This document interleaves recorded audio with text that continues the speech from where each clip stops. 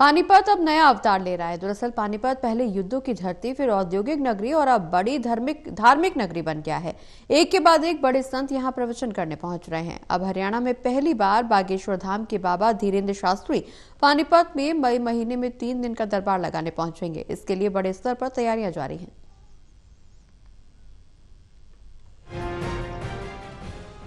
इतिहास की 3 बड़ी लड़ाइयों के बाद औद्योगिक नगरी बना पानीपत अब फिर अंगड़ाई ले रहा है। अब पानीपत धार्मिक गतिविधियों और बड़े संतों की शरण में जाता दिख रहा है। एक के बाद एक कई बड़े संत पानीपत का रुख कर रहे हैं। पानीपत के सेक्टर 13-17 में इसी जगह प्रधानमंत्री नरेंद्र मोदी बेटी बचाओ बेटी पढ़ाओ की हुंकार भर गए थे। इसी जगह पर गुरु तेग बहादुर का 400 साला प्रकाश पर्व मनाया गया। राहुल गांधी भारत जोड़ो यात्रा के दौरान इसी ग्राउंड में आए। पीएम दूसरी बार इसी जगह 4 महीने पहले बीमा सखी योजना का शुभारंभ कर गए।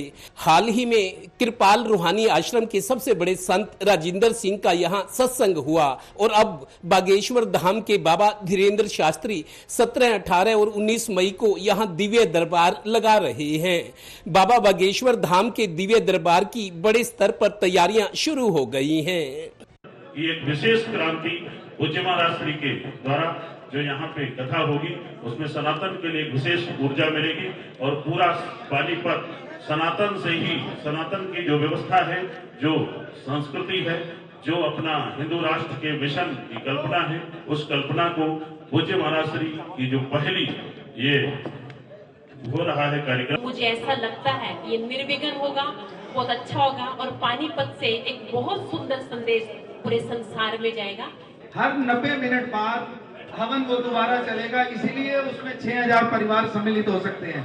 और सबसे बड़ी बात 18 तारीख को जो शास्त्री जी, पंडित धीरेन्द्र शास्त्री जी पर्ची वाला जो दरबार है, जो दिव्य दरबार है, दिव्य दरबार लगाएंगे तो जिसका सौभाग्य होगा उसी की ही पर्ची पड़ी जाएगी और उसी को ही सरकार वहां व्यासपीठ पे बैठ के दर्शन भी देंगे। मंगलवार को पानीपत में एक होटल में प्रेस कॉन्फ्रेंस करके बाबा बागेश्वर धाम के दिव्य दरबार के बारे में बताया गया। ये भी कि हो सकता है बाबा पानीपत की जमीन से हिंदू राष्ट्र की हुंकार भर जाए।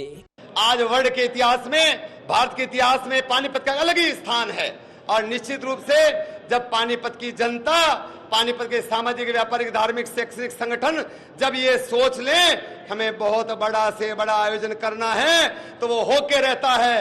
कैसे और बेहतर बनाया जा सकता है, इस पर चिंतन और मंथन करेंगे सब सामाजिक धार्मिक संगठन से। माननीय माता जी, माननीय प्रधान जी, हमारे रेवड़ी जी, सब लोग पधारे हुए हैं। बाबा जी को भी पानीपत की धरती से लगाव हो गया है।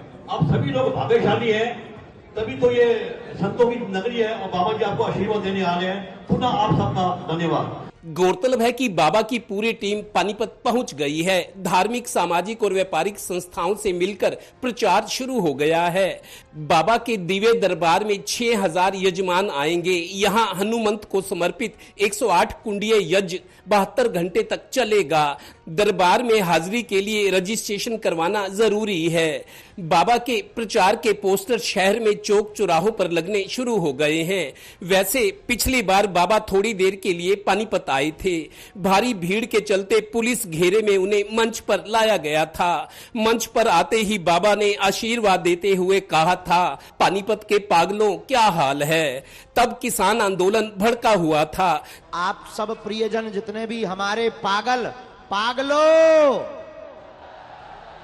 अरे पानीपत के पागलों, जय हिंदू राष्ट्र, जय सिया राम, जय बागेश्वर धाम।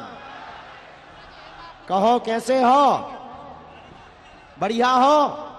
पानीपत के पागलों, एक बात गांठ बांध लो, एक तीली बड़े बड़े गोदामों को बर्बाद कर देती है माचिस की, तुम अकेले भी कम नहीं हो। जाट समाज के लोगों ने मांग कर दी थी कि बाबा पानीपत वालों को पागल बता गए, माफी मांगे नहीं तो पुतला। खैर, पानीपत अब एक बड़ी धर्म नगरी के रूप में सामने आ रहा है। लगातार यहाँ एक के बाद एक संत आ रहे हैं। अब हरियाणा में पहली बार बागेश्वर धाम के बाबा का दिव्य दरबार सज रहा है। लाखों स्क्वायर फीट का एसी पंडाल तैयार किया जा रहा है और दावा किया जा रहा है कि 3 लाख लोग इस कार्यक्रम में शिरकत करेंगे।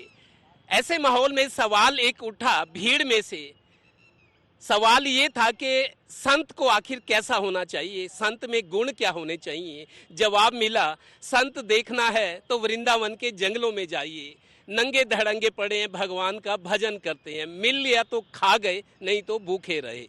सहयोगी श्रीनिवास और डिम्पी मल्होत्रा के साथ Devendra Kathuria, total news, Panipat bureau.